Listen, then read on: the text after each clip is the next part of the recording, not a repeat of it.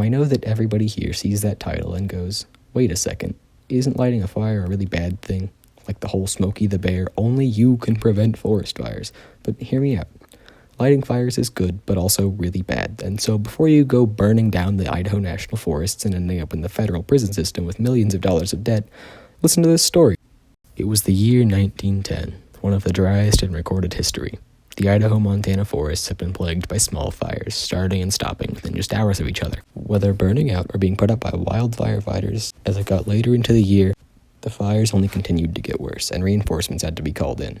Somehow, we still managed to put out every fire, even with 2 fires starting for every one put out. Many were being started on accident by loggers or campers, but by far the most common reason was the railroads. Hundreds of fires were started by coal locomotives, and more as the tracks were being constructed. Then, on the night of July 15th, 1910, a strong electrical storm rolled through, starting even more larger fires. Within hours, the flames were too large to put out, consuming the dry forests at ridiculous speeds.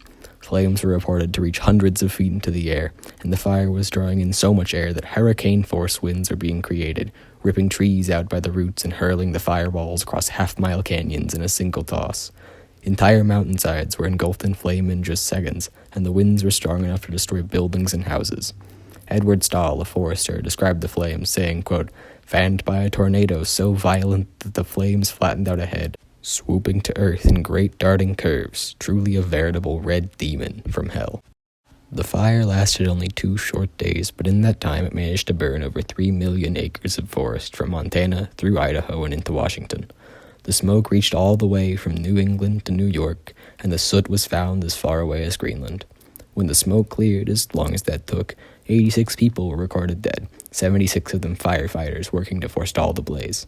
Enough timber was killed in those 2 days to fill a freight train over 2,400 miles long, and less than 10% was salvaged afterwards.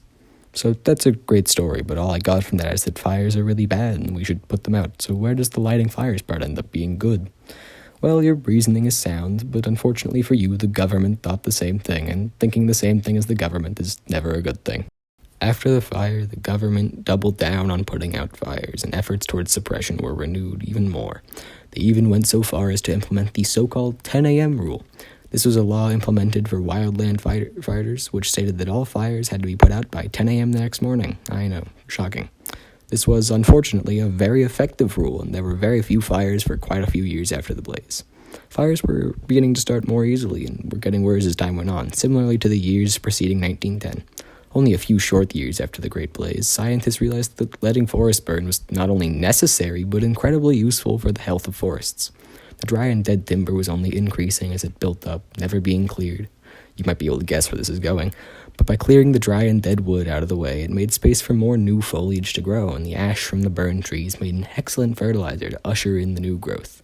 There are even some pine trees which were discovered to only pop and release the seeds from their cones after the heat from a forest fire, meaning that by extinguishing fires, we were not only causing fires to level up and come back faster, we were hurting the trees too. Along with this discovery came yet another shift in ideology, but this time in the opposite direction, aka the better direction, which is not what the government says. Turning tactics from fire suppression to controlled burning. Now, obviously, we can't just go around lighting fires of the same size or caliber as the Great Burn, however, we can control much smaller fires. So basically, the Forest Service, the guys who go around putting out forest fires, will now go out and dig trenches, then whip out the flamethrowers and just start torching the place. Of course, this can't be done without the proper authorization, unfortunately, so they had to develop a new technique for these controlled burns, and they called the new method quilting. They couldn't come up with anything cooler, so now lighting forest fires sounds like something that Meemaw would do in her free time. But either way, quilting was specifically burning sections of the forest in a quilt-like pattern of squares, so as to only have a small portion burning at any one time, while keeping fires manageably small and controlled.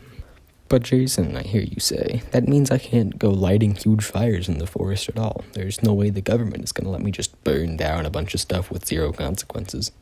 Well, that's where you're wrong, buddy. It's actually surprisingly easy to get one of these things called a burn permit, which is basically just the government saying, yeah, go ahead and burn a bunch of stuff, just tell us first, I guess.